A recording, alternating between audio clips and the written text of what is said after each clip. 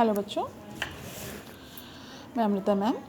आपको पिछले क्लास में हमने विद्युत धारा चैप्टर स्टार्ट किया था और हमने बताया था कि विद्युत आवेश क्या होता है और आवेश का मात्रक क्या होता है, कूलाम होता है। हमने आपको बताया था कि आवेश का मात्रक क्या था, कूलाम। कूलाम साइंटिस्ट का नाम था, उन्होंने अपने नाम पर उसका मात्रक रखा था। इसको स्मॉल सी से कैपिटल सी से इसको रिप्रेजेंट करते हैं। एक सूत्र हमने बताया था और ये भी बताया था कि किसी परमाणु पर इलेक्ट्रॉनों की अधिकता होती है, यानी इलेक्ट्रॉनों की अधिकता अगर है तो उस पर कौन सा आवेश होता है, अधिकता का मतलब हुआ ऋण आवेश। और अगर इलेक्ट्रॉनों की कमी है तो इसका मतलब क्या होता है, धन आवेश होता है। ठीक है। और एक सूत्र हमने आपको बताया था Q बराबर N/E, जहाँ Q क्या था, कुल आवेश, ठीक है। N क्या था, इलेक्ट्रॉनों की संख्या, अधिकता या कमी, और E क्या था, इलेक्ट्रॉन का आवेश। और इसका मान कितना होता है, 1.6 × 10⁻⁻19 कूलाम। इतनी चीज़ें हम आपको बता चुके थे। इस पर आधारित आपको क्वेश्चंस भी हमने आपको बताए थे कि अगर मान लीजिए n आपको दिया गया है तो q निकाल सकते हैं और q दिया गया है तो n निकाल सकते हैं। धनावेश है तो इसका मतलब इलेक्ट्रॉनों की कमी है और ऋणावेश है तो इलेक्ट्रॉनों की अधिकता है। आज हम लोग कंटिन्यू करेंगे विद्युत धारा। विद्युत धारा क्या होता है? विद्युत धारा का मतलब हुआ कि जब भी मान लीजिए अगर एक प्लस चार्ज है और एक माइनस चार्ज है, तो प्लस चार्ज से माइनस चार्ज में, यानी यहाँ पे क्या था, इलेक्ट्रॉनों की अधिकता है, यहाँ पे इलेक्ट्रॉनों की कमी है। तो जब हम दोनों को अगर आपस में किसी तार से जोड़ते हैं तो इलेक्ट्रॉन चूँकि यहाँ पे ज़्यादा हैं तो इलेक्ट्रॉन्स जो होंगे वो इधर से इधर की ओर आने लगेंगे। तो जब इलेक्ट्रॉन नेगेटिव चार्ज से पॉजिटिव चार्ज की ओर गति करेंगे तो इन्हीं के प्रवाह के कारण इस चालक तार में आवेश प्रवाहित होगा। जो आवेश प्रवाहित होगा तो आवेश प्रवाह के कारण ही क्या होती है, धारा प्रवाहित होती है। तो किसी भी चालक तार में जो आवेश प्रवाह होती है तो आवेश प्रवाह के कारण जो होगा उसमें विद्युत धारा का प्रवाह होता है। और इलेक्ट्रॉन जिधर की ओर गति करते हैं विद्युत धारा उसके अपोजिट डायरेक्शन में प्रवाहित होती है, क्योंकि इलेक्ट्रॉन नेगेटिवली चार्ज पार्टिकल है तो हम कह सकते हैं कि पॉजिटिवली चार्ज पार्टिकल की दिशा में विद्युत धारा प्रवाहित होगी। तो हम लोग कह सकते हैं कि किसी चालक तार में आवेश प्रवाह की दर को विद्युत धारा कहते हैं। इसे हम लोग I से रिप्रेजेंट करते हैं। कुछ बुक में कैपिटल I से लिखा रहता है बट स्मॉल I से हम लोग रिप्रेजेंट करेंगे। स्मॉल I बराबर होता है Q/T। Q क्या है, I तो हो गया, विद्युत धारा हो गया, विद्युत धारा। Q क्या है, आवेश है, आवेश की मात्रा, और T क्या है, समय। तो अगर हम लोग T का मान 1 कर देते हैं, यदि T बराबर 1 तो I बराबर क्या हो जाता है, Q होता है। तो इसको हम लोग परिभाषित इस तरह से भी कर सकते हैं कि एकांक समय में चालक तार में प्रवाहित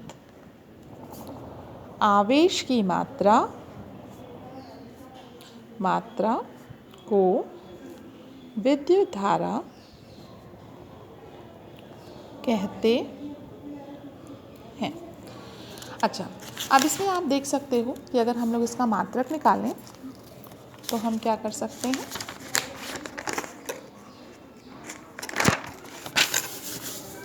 I का मात्रक यानी धारा का मात्रक,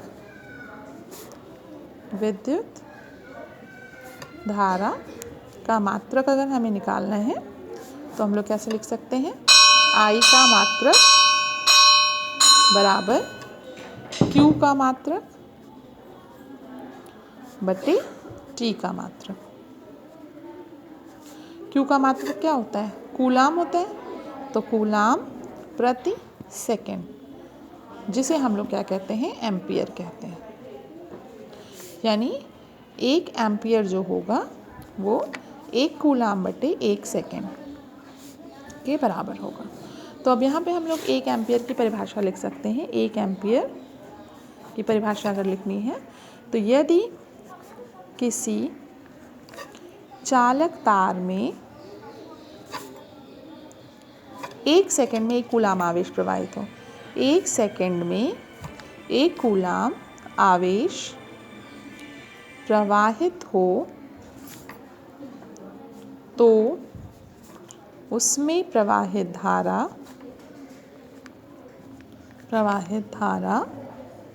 1 एम्पियर होगी। ठीक है, तो 1 एम्पियर ये हो गया। इसी तरह से 1 मिली एम्पियर हम लोग लिखते हैं, 1 मिली एम्पियर बराबर 10⁻³ एम्पियर हो जाता है। 1 माइक्रो एम्पियर लिखते हैं तो वो 10⁻6 एम्पियर हो जाता है। तो जैसा होगा उसके अकॉर्डिंग हम लोग लिख सकते हैं। अब विद्युत धारा की जो दिशा होती है वो क्या होती है? विद्युत धारा कैसी राशि है? एक अदिश राशि है और इसकी जो दिशा होती है वो इलेक्ट्रॉनों की गति के विपरीत या धन आवेश की गति की दिशा में।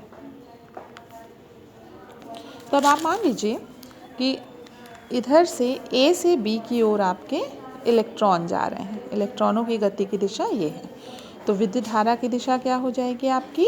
ये हो जाएगी B से A की ओर। यानी इलेक्ट्रॉनों की गति क्या है? इलेक्ट्रॉनों की गति जो है वो A से B है, तो विद्युत धारा क्या हो जाएगी? विद्युत धारा की दिशा B से A की ओर होगी। अब हम लोग के पास देखिए सूत्र था I = Q/T। ये सूत्र हम लोगों ने किया, इसको हम लोग इधर भी कर सकते हैं, Q = I/T भी ले सकते हैं। अब आपने पढ़ा है चूँकि Q = N/E भी पढ़ा था, तो इसलिए हम लोग क्या लिख सकते हैं? Q = I/T = N/E। जहाँ पे आवश्यकता होगी उतनी हम लोग इसको यूज़ कर सकते हैं। अब आप देखिए कि अगर मान लीजिए यदि I = 1 एम्पियर है, T = 1 सेकेंड है, तो Q बराबर क्या हो जाएगा? 1 कूलाम हो जाएगा। तो 1 कूलाम आवेश